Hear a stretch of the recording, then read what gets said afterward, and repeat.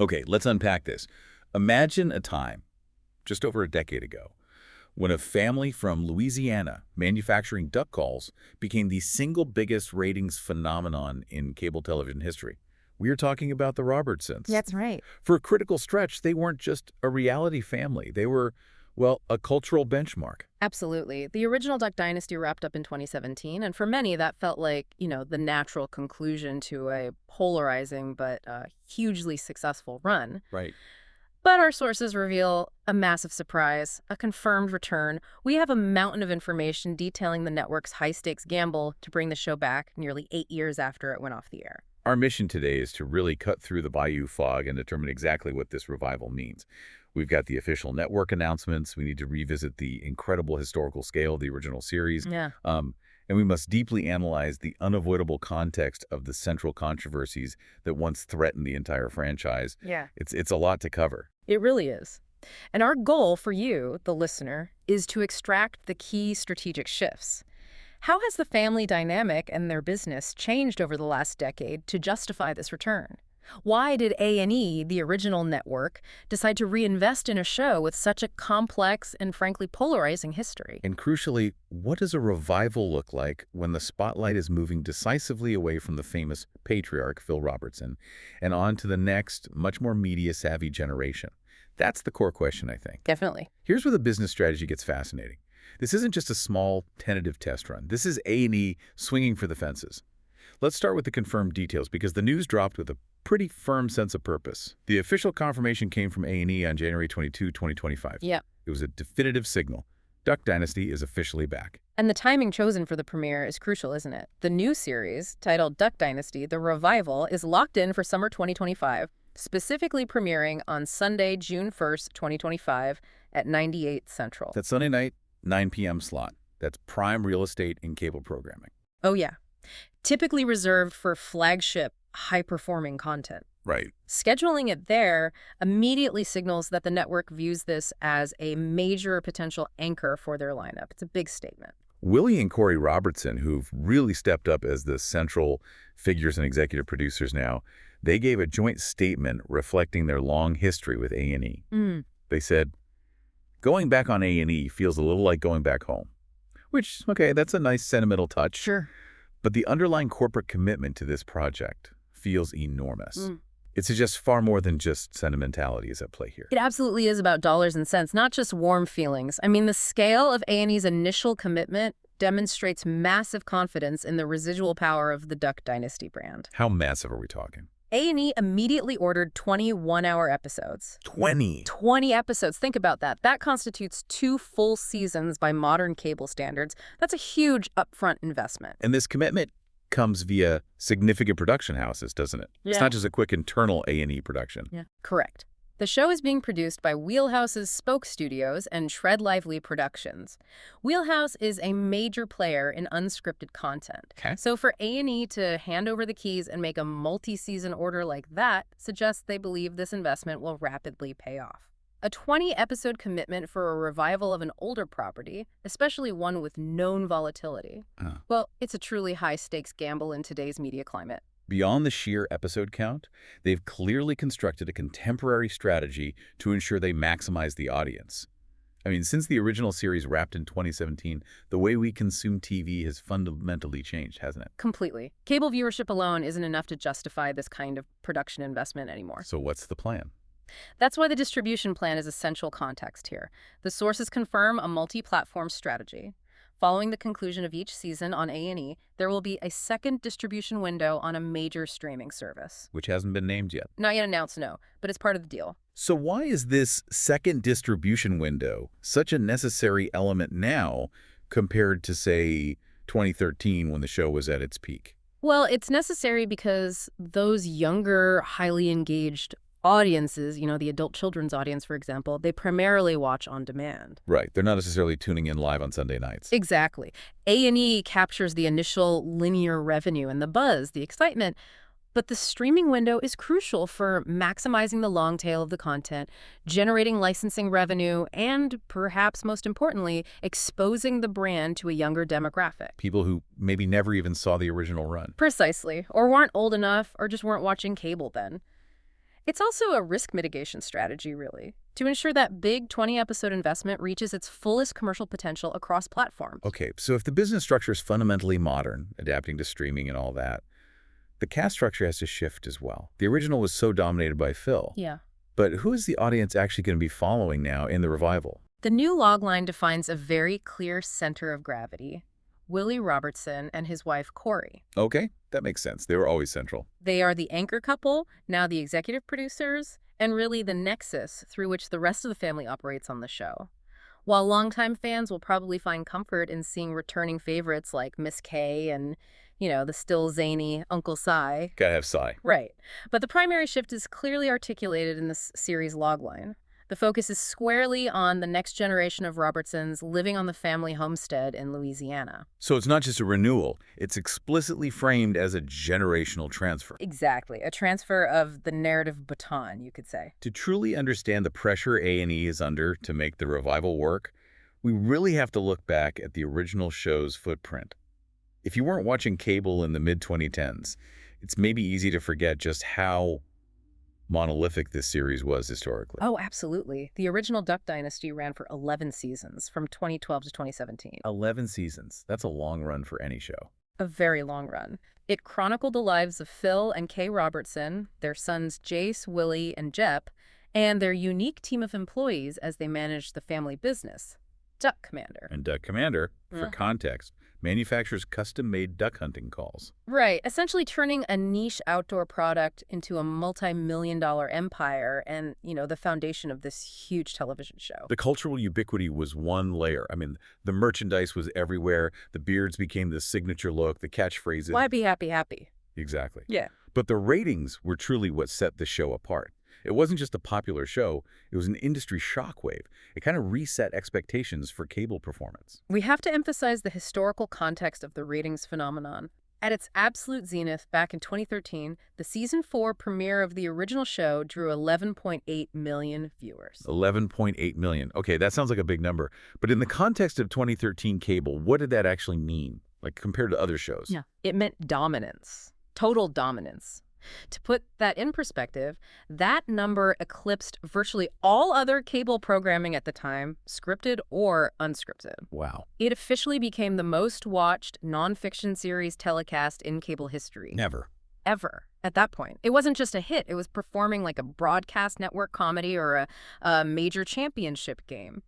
It had surpassed huge reality hits like Jersey Shore and Pawn Stars at their peaks. That's incredible. Drawing over 11 million people for a reality show about a deeply conservative family in duck calls in 2013 was so unthinkable that it fundamentally changed how networks budgeted for and viewed unscripted programming. It was a game changer. That kind of historical success must be fueling the corporate enthusiasm for the revival now.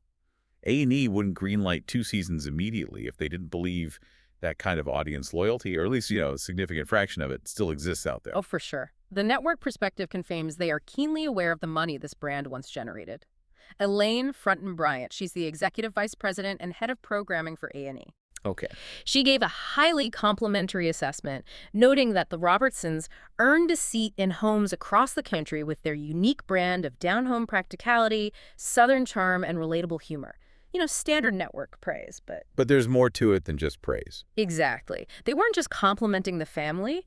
They were acknowledging the massive financial dependency the network had on the show back then. Did they say that explicitly? Well, the corporate statement explicitly acknowledged that Duck Dynasty played a huge part of the success of A&E for many years. Oh, okay. So they're admitting it. Yeah. This suggests that the current revival is not just about entertainment. It's an attempt to recapture a critical segment of their audience, an audience that may have left cable entirely after the original show concluded. They need that historic loyalty to transition into modern viewership habits. They're hoping that brand recognition still carries a lot of weight. A huge amount of weight, potentially. So this deep analysis of the past success and the present commitment brings us directly to the new logline for the revival. And it's far more than just a simple narrative update. It details a strategic pivot away from the original business focus. How so? The core concept is that the dynasty is expanding into more than just ducks. Okay, expanding into more than just ducks. That's a key signal right there. When the show first debuted, the plot was so driven by Phil's eccentric business rules and the daily operations of Duck Commander, right? Absolutely. Arguments about read lengths and shipping deadlines. Yeah. Now, they are setting up Willie and Korie as the central decision makers, grappling with mapping out the future of Duck Commander. Okay, so the business is still there. It's there, but the main narrative thrust seems much more domestic and entrepreneurial now. It's about watching their kids navigate marriage, children, and businesses of their own, and passing down the family legacy. Passing down the family legacy, that's the new theme then. That's the new theme, yeah. And it's crucial because it allows the show to broaden its scope beyond just the Louisiana Bayou and the duck call shop. Willie himself confirmed this generational imperative in a promotional clip, stating, I realize I didn't teach my kids all the Robertson DNA. Interesting phrasing. It suggests a conscious effort to transition their values, their faith, their entrepreneurial spirit to the adult children whose own professional lives have actually taken them far beyond custom duck calls in many cases. Right. We remember these children as teens or young adults, maybe in college or just getting married during the original run. Now they are positioned as the stars. We need to explore who they are now, because many of them bring significant pre-existing brand power that isn't really dependent on A&E at all. Exactly. That's a huge point. The sources list the key younger family members who will star as adults with their own families now.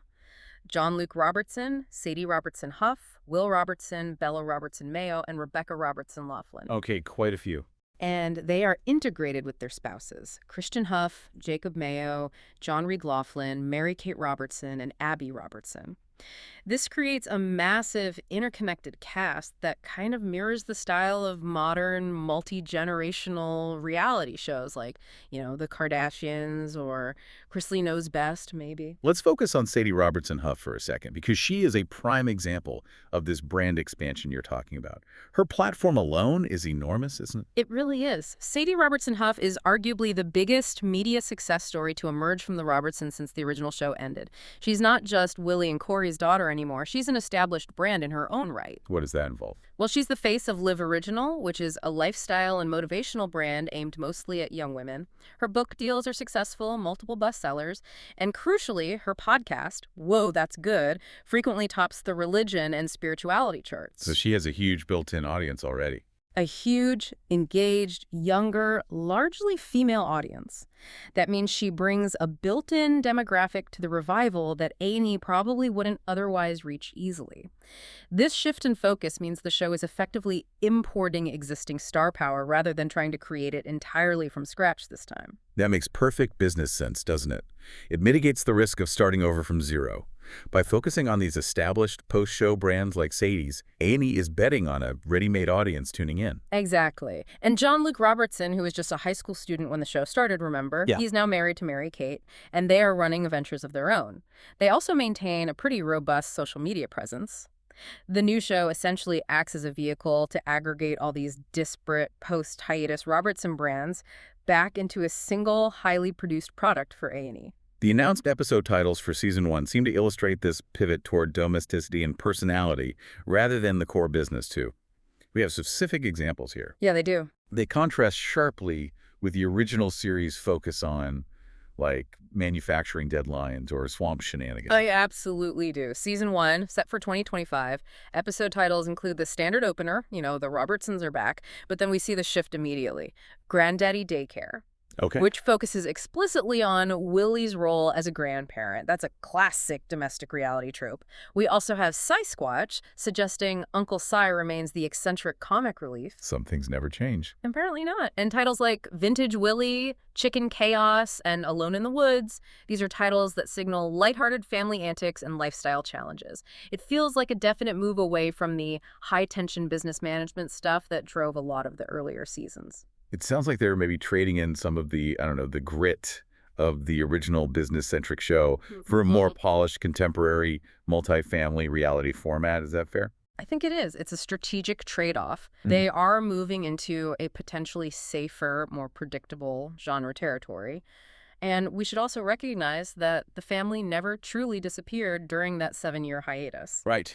They actively maintained their visibility and brand relevance the whole time. That's a crucial point. They weren't just sitting still waiting for a call from A&E to come back. Not at all. They launched several spin-offs that kept the camera crews active and their names out there. Things like Going Saral, Jupp and Jessica, Growing the Dynasty, and more recently, Duck Family Treasure on a different network. Okay. Beyond television, they successfully branched into feature film with The Blind in 2023. That focused on Phil Robertson's early life and his journey of faith. I remember hearing about that. And as we mentioned, their podcast network, including Sadie's hugely popular show and the Duck Call Room podcast with some of the original guys, kept their voices and perspectives consistently in front of millions of listeners. So this return to A&E isn't really a resurrection of a dead brand. Not at all. It's more like an escalation or maybe a consolidation of a brand that has been carefully managed and diversified for almost a decade. Exactly. It's bringing all those threads back together under the main Duck Dynasty banner, back on the original network. Okay, we have discussed the historic success and the calculated strategy behind the revival. Now, we really must address the history that makes this return so complicated. I mean, any discussion of the Duck Dynasty brand is incomplete without analyzing the controversies, particularly the big one in 2013. Yeah. The one that led to the family patriarch's temporary suspension and fundamentally changed the trajectory of the original show. You can't talk about the show without talking about that. No, you can't. This was a pivotal moment not just for the Robertsons, but really for the entire concept of corporate control over reality TV personalities and their personal views. The controversy stemmed from comments Phil Robertson made during an interview with GQ magazine, published in late 2013. Let's try to lay out the content of the statements that led to the suspension factually and impartially, acknowledging how polarizing they were. We're not taking sides, just reporting what was said and the reaction. Right.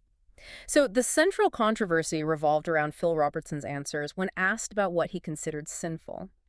He explicitly compared homosexual behavior to bestiality and generalized sexual promiscuity, saying, start with homosexual behavior and just morph out from there. Bestiality, sleeping around with this woman and that woman and that woman and those men. Okay. He then quoted biblical verses listing homosexuals among various sinners, noting they won't inherit the kingdom of God.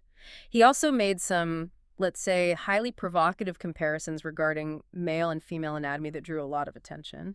And those weren't the only comments in that interview that fueled the firestorm, were they? Yeah. He also spoke about race and the pre-civil rights era South. That is correct. Phil addressed growing up in Louisiana before the civil rights movement. He claimed that, in his words, he never, with my eyes, saw the mistreatment of any black person, and controversially asserted that black workers on the farms, prior to the implementation of welfare programs, were singing and happy. Okay. The fallout from that GQ article was immediate and vast, wasn't it? It really pitted freedom of speech and religious expression against corporate demands for equality and inclusion, sparking this huge nationwide debate. Huge. A&E's response was swift initially. The network stated they were extremely disappointed with the comments. Right. They emphasized that Phil's personal views in no way reflect those of A+E networks, who have always been strong supporters and champions of the LGBT community. And they took action. What did they do? They placed Phil under hiatus from filming indefinitely, which was a rare and pretty dramatic action against the star of their absolute highest-rated show at the time. But here's where the analytical friction comes in, right?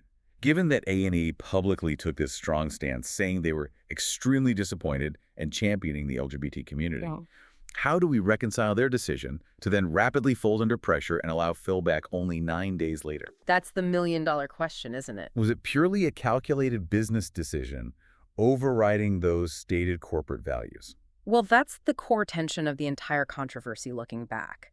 The family immediately rallied together. They released a statement saying they could not imagine the show going forward without their patriarch, defending his constitutionally protected right to express his faith. So they called A&E's bluff, essentially. They absolutely forced A&E's hand. The network suddenly realized that alienating the entire Robertson family meant losing those 11.8 million viewers overnight, which was, from a business perspective, a financial impossibility for them. The show was just too big to fail at that point. Exactly. So A&E walked back the indefinite suspension just over a week later. It demonstrated the unprecedented power this reality family wielded over the network's bottom line. Their brand was bigger than the network's initial stance. And while the family defended Phil, and Phil himself attempted to clarify, saying he would never treat anyone with disrespect just because they are different, the criticism from outside groups was relentless and loud. Oh, indeed. It wasn't just individual critics or online comments. Major organizations weighed in very publicly. The NAACP and the Human Rights Campaign issued a joint letter expressing outrage. What did they focus on?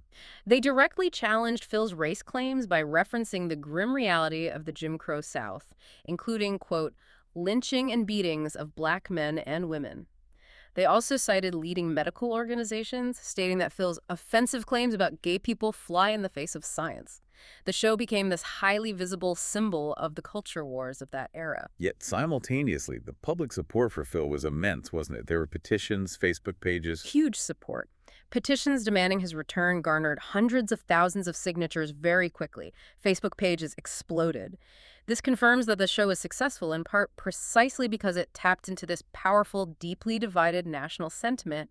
He had a massive base of support. And that whole controversy, that history, fundamentally frames the single biggest change in the revival series: Phil Robertson's complete absence.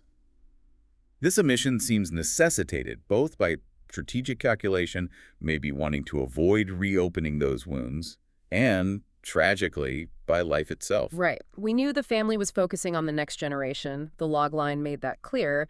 But the sources now confirm that Phil will not be featured at all in the revival. And the reason for this shift is far more emotional than just a casting decision or network strategy. What happened? While the family had previously revealed, quite sadly, a heartbreaking diagnosis. Phil had been diagnosed with Alzheimer's disease. Oh, wow, okay. Then, tragically, Phil Robertson died on May 25, 2025. Just now, recently. Very recently. This occurred just 6 days before the scheduled June 1st premiere of Duck Dynasty, the revival. Wow, the timing is profound. So the new series is debuting not just as a revival of a hit show, but literally in the immediate aftermath of the patriarch's passing. It's happening during a period of profound public mourning and transition for the Robertson family.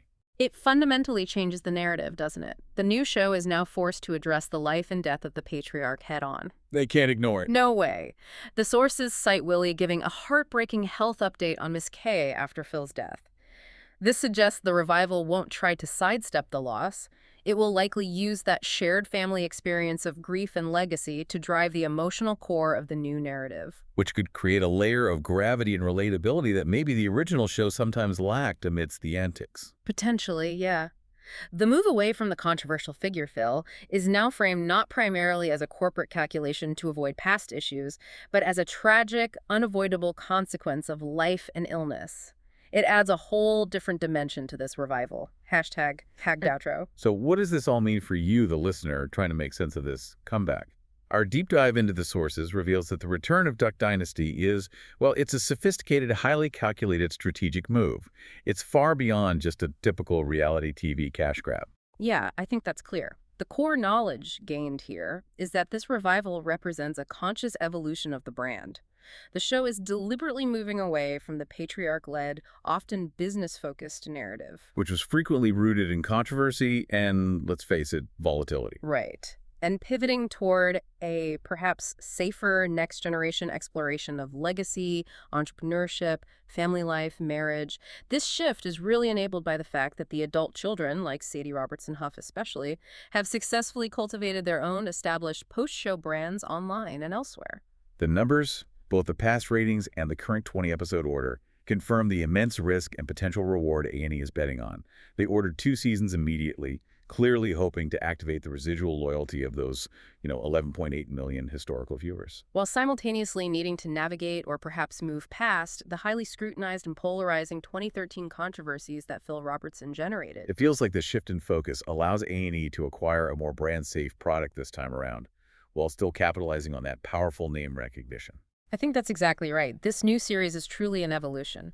It's one forced partly by strategic necessity, the need to move past the controversy and secure a modern distribution plan with streaming, and partly by the unavoidable passage of time. Which brought grandchildren, new businesses. And tragically, the illness and passing of the original central star. The producers cite the family motto as faith, family, and fun, and by focusing perhaps more intensely now on the family and fun aspect, especially with the younger generation. They're attempting to rebuild trust and audience engagement in a completely different media environment than 2013 or even 2017. Exactly, it's a different world now. So the original show became cable history's most watched nonfiction series by embracing its unique, often unfiltered identity controversy and all. That was part of its appeal, arguably. Now, with the focus solely on Willie, Korie, and the grown, perhaps more polished children, the essential question for you, the viewer, really boils down to this. Can a highly successful but historically controversial reality show truly thrive in a revival when its biggest, most magnetic, and most controversial star is gone, and when its initial explosive cultural momentum is also gone, replaced by the challenges of merely maintaining a legacy? What truly makes a dynasty endure on television? Is it the raw, unfiltered authenticity that first grabbed attention, even if it sparks controversy? Or is it the more managed, polished, multi-generational succession plan that promises longevity and maybe broader, safer appeal? That is the fascinating story, the big gamble that A&E is banking on unfolding this summer. It'll be interesting to watch. It certainly will.